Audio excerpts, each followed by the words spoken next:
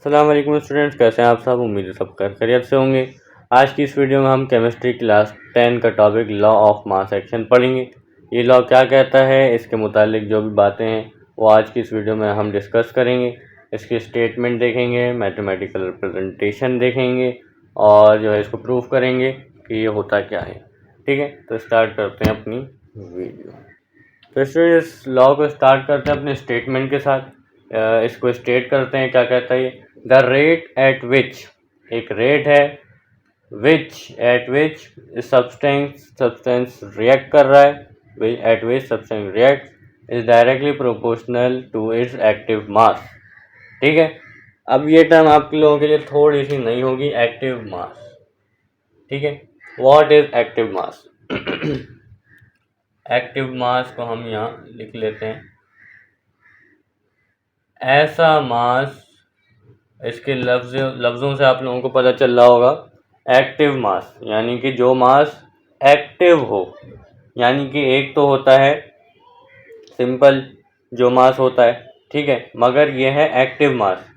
एक इक्वेशन देख लेते हैं, उससे हम फिर समझते हैं इसको कि क्या है। इक्वेशन है नाइट्रोजन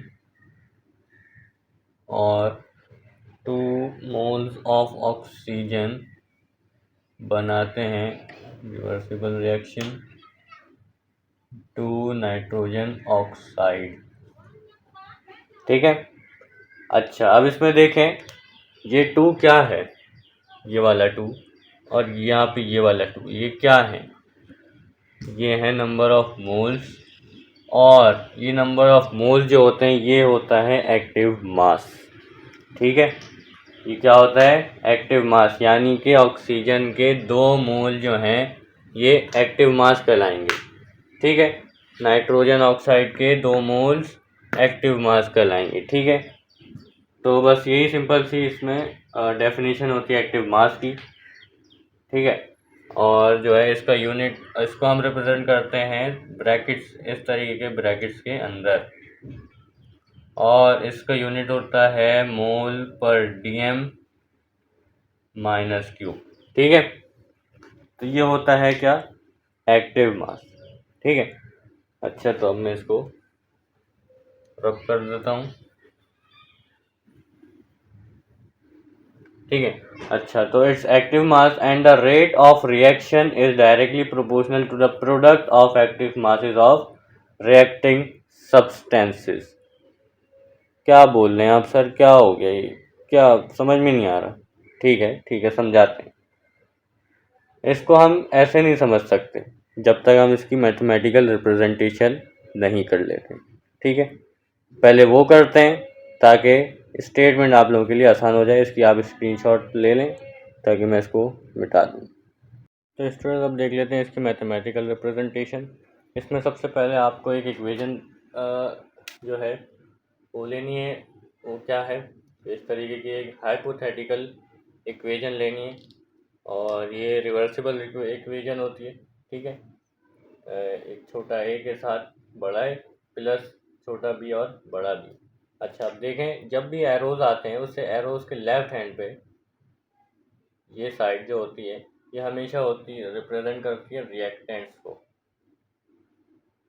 ठीक है, और ये वाली जो साइड होती है ये हमेशा रिप्रेजेंट करती है प्रोडक्ट्स को। ठीक है, अच्छा यानी कि हमारे जो ए और बी, छोटा ए बड़ा ए प्लस छोटा बी बड़ा बी, दोनों जो हैं ये रिएक्टेंट्स को रिप्रेजेंट कर रहे हैं। ठीक है, अब क्या करना है अपने को, वो ये है, अगला स्टेप आप अगर देखें तो इसमें है रिवर्स फॉरवर्ड रिएक्शन। ये जो हिस्सा है ये इस तरफ जा रहा है, किस तरफ, आगे की तरफ, यानी कि फॉरवर्ड है। ठीक है, ये क्या है, फॉरवर्ड है, और ये है क्या, रिएक्शन है एक। ठीक है, तो इसको हम ऐसे लिखेंगे रिएक्शन और छोटा एफ यानी कि फॉरवर्ड रिएक्शन। ठीक है, और वो क्या है, ये है। अच्छा अब इसमें देखें, जो बड़ा ए है ये होता है ये एक्टिव मास, जिसको हम ब्रैकेट के अंदर लिखते हैं, और जो छोटा ए है इसको ये होता है मोल्स, नंबर ऑफ मोल्स। इसको हम ऐसे ए के ऊपर लिखते हैं, एक्टिव मास के ऊपर लिखते हैं, ठीक है। अच्छा, इस बड़े ए को आप रिएक्टेंट भी कह सकते हैं, और इस तरीके से बी के साथ भी, ठीक है। तो ये हो गया क्या, फॉरवर्ड रिएक्शन। अच्छा, अब हमें पता है कि जो है जब, अच्छा सॉरी, यहाँ इक्वल्स टू का साइन आएगा, हमने स्टेटमेंट में पढ़ा था, यही पढ़ा था। और जो है ये हटता है साइन, तो इक्वल्स टू का साइन आता है, और साथ कोई कांस्टेंट आता है, वो क्या है, के आता है हमेशा। और फॉरवर्ड रिएक्शन का है तो इसके नीचे भी एफ आ जाएगा, ठीक है। बाकी ऐसे ही आ जाएगा।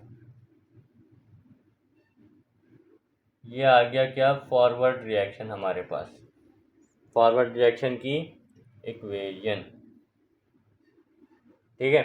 अब इसी तरीके से ये जो रिएक्शन है पीछे की तरफ जा रहा है, ये जो रिएक्शन है सी और डी वाला, ये पीछे की तरफ भी जा रहा है, यानी कि ये क्या है, रिवर्स रिएक्शन। इसको हम कैसे लिखेंगे, रिएक्शन और छोटा आर यानी कि रिवर्स, इसके साथ भी डायरेक्टली प्रोपोर्शनल, और बड़ा सी।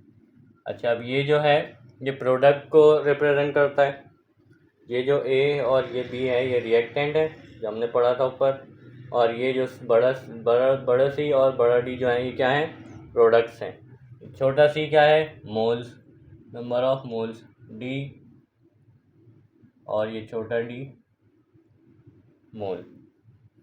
अच्छा, यहाँ भी वैसे ही करेंगे, इक्वल्स टू का साइन और कांस्टेंट, इसके साथ आर लगा दिया, रिवर्स रिएक्शन इसलिए, बाकी इसी तरीके से सेम आ गया, ठीक है। अब ये आ गए दोनों।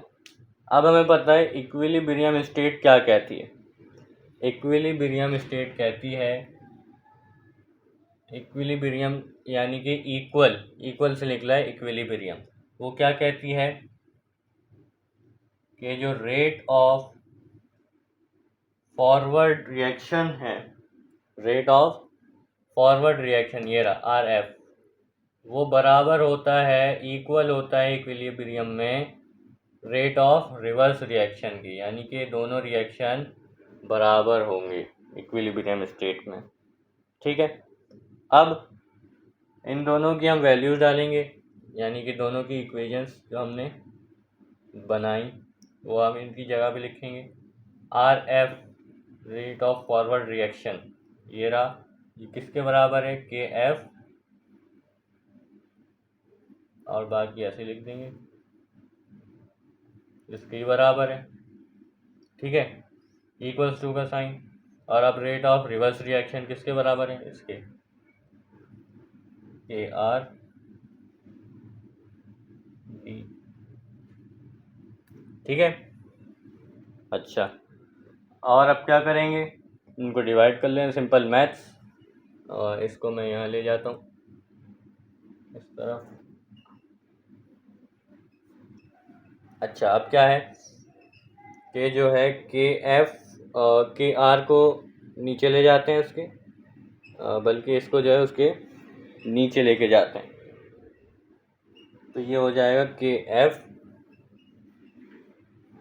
अपॉन, ये के आर है, इसको के एफ के नीचे ले गए,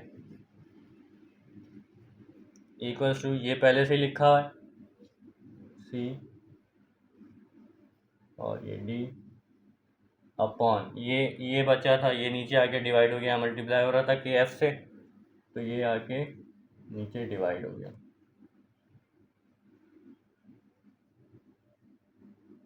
ठीक है। अच्छा, अब हमें पता है कि जो है इक्विलिब्रियम कांस्टेंट जो होता है वो बराबर होता है के एफ अपॉन के आर के, तो हम इनकी जगह ये लिख देते हैं, यहाँ पे एक हवाला दे देते हैं कि के सी बराबर होता है के एफ अपॉन के आर के, ठीक है। होप सो ये नज़र आ रहा है, हाँ आ रहा है। अच्छा, अब क्या करेंगे, अब ये करेंगे कि हमें पता है सी और डी जो है ये क्या होते हैं, यहाँ पे इक्वेशन में अगर आप देखें तो सी और डी क्या है, प्रोडक्ट हैं, तो इसको, इसकी जगह हम क्या लिख सकते हैं, प्रोडक्ट, और ये जो होता है ए बी, ये क्या होता है, रिएक्टेंट। ये तो हमने इक्वेशन में पढ़ा, ठीक है। किसी भी इक्वेशन में लेफ्ट हैंड वाली साइड रिएक्टेंट और राइट हैंड वाली साइड प्रोडक्ट, तो अब हम इसकी जगह रिएक्टेंट लिख देते हैं, ठीक है जी। तो ये हो गई आपकी इक्विलिब्रियम कांस्टेंट की इक्वेशन ड्राइव, ठीक है। दरअसल हम ये इक्विलिब्रियम कांस्टेंट के लिए ड्राइव कर रहे थे। इक्विलिब्रियम कांस्टेंट को हम केसी से रिप्रेजेंट करते हैं, ठीक है। तो उम्मीद है ये आप लोगों को समझ में आया होगा, और जो है वीडियो को लाइक शेयर एंड कमेंट ज़रूर कीजिएगा, सब्सक्राइब ज़रूर कर दीजिएगा, और एंड टेक केयर, अल्लाह हाफ़िज़।